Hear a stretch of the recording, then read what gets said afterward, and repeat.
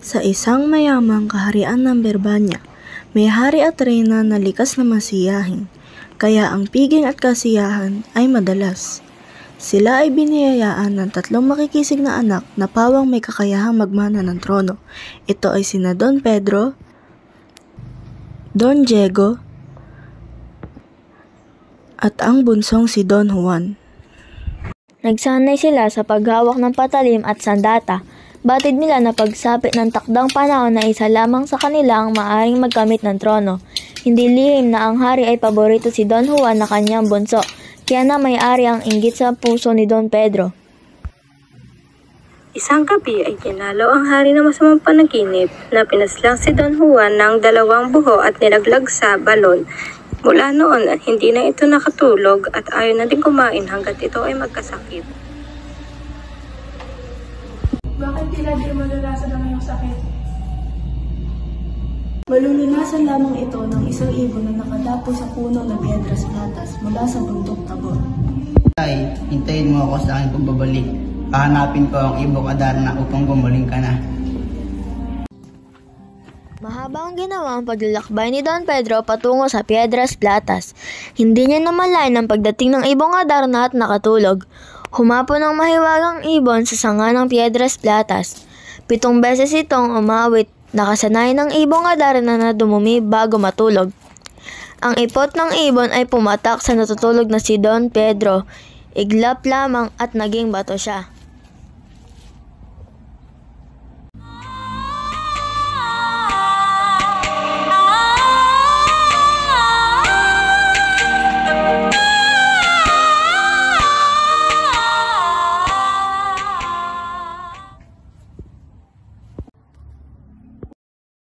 Ano ang magiging papel ng ermitanyong ito sa 3 prinsipe naghahangad na makuha ang ibong Adarna?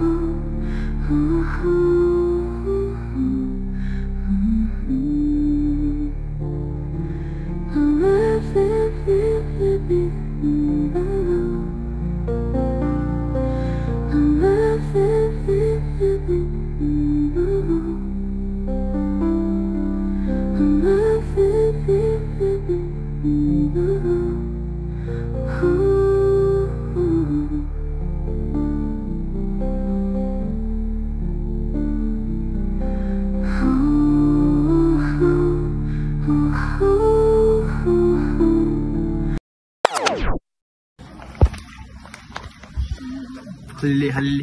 Alas 4 na talaga. Ano ba tayong gagawin? Ewe. Hot tipat, tipat. Ano? Mula sa tumbok.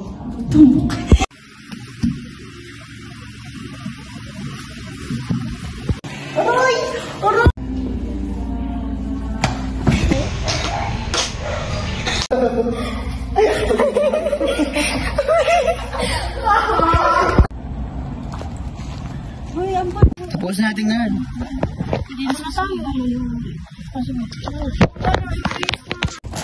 Pagod na ako. Tapos,